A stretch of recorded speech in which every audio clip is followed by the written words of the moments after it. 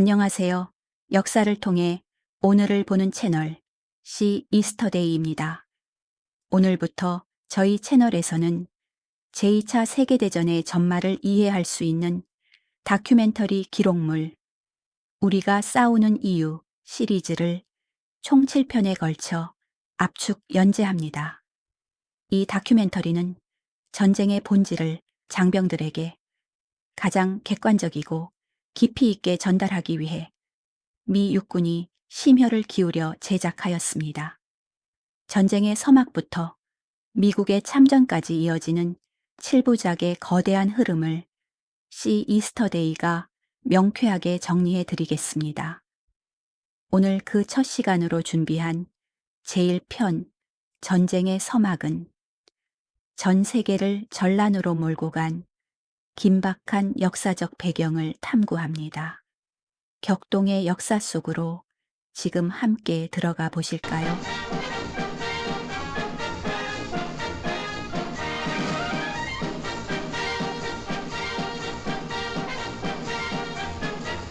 Causes and events leading up to our entry into the war. Well, what are the causes? Why are we Americans on the march? Is it because of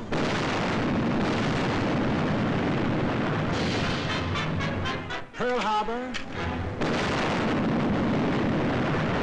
Is that why we are fighting? Or is it because of Britain?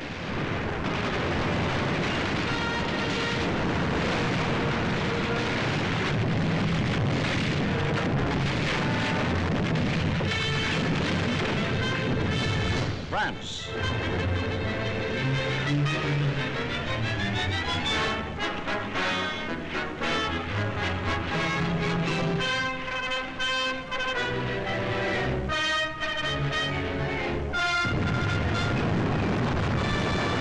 China?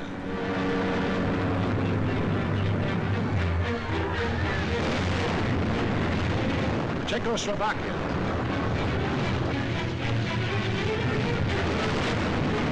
Norway?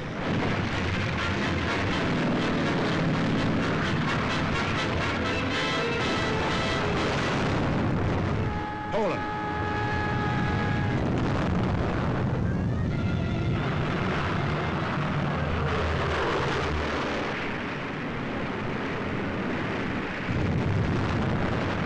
Holland? Greece?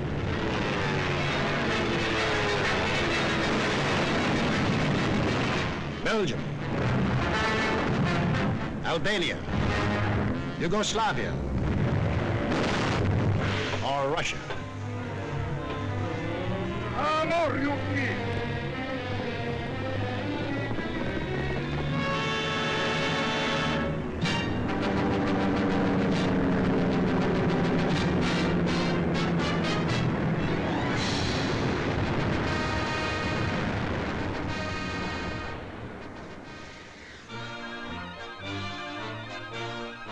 Just what was it made us change our way of living overnight? What turned our resources, our machines, our whole nation into one vast arsenal, producing more and more weapons of war instead of the old materials of peace?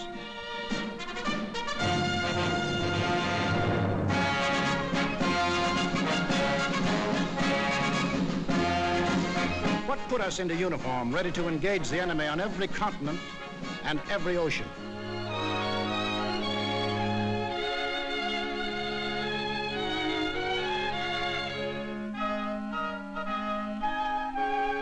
What are these two worlds of which Mr. Wallace spoke? The free and the slave. Let's take the free world first. Our world. How did it become free? Only through a long and unceasing struggle inspired by men of vision. Moses, Muhammad, Confucius,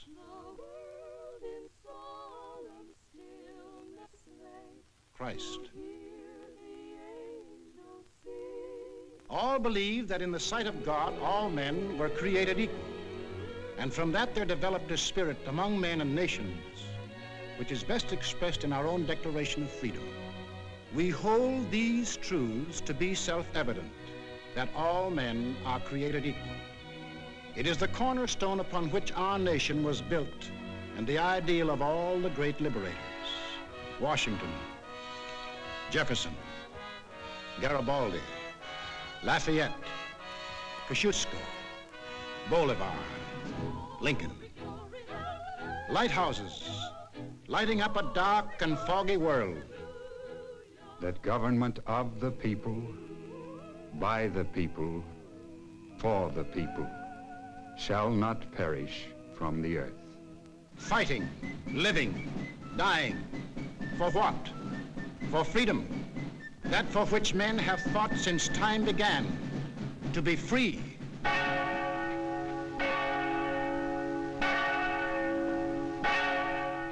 Is life so dear or peace so sweet as to be purchased at the price of chains and slavery? Forbid it, Almighty God.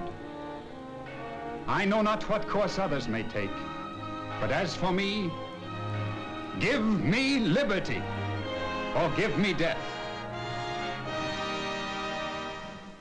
But what of this other world? Here, men insisted that progress lay in killing freedom. Here, they were putting out the lighthouses, one by one. Here, the march of history was reversing itself. In Italy, it began when an ambitious rabble-rouser set his followers marching on Rome. The country, like every other country after the last war, was torn by political unrest, hard times, unemployment. Two courses were available to the Italian people. They could solve their problems in a free, democratic way, or they could let someone else do the solving for them. They made the tragic mistake of choosing the second course. They put their trust and faith in this one man. They believed he represented them. Actually, he planned to betray them for the selfish interests of himself and the group back of him, just as he had earlier betrayed those who first supported him. In Germany, another and even more forceful demagogue set his followers marching from the Munich beer halls. He too had the sinister opportunity to take advantage of post-war chaos.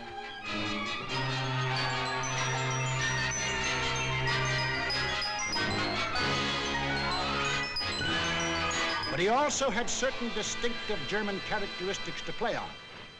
To start with, the Germans have an inborn national love of regimentation and harsh discipline. He could give them that.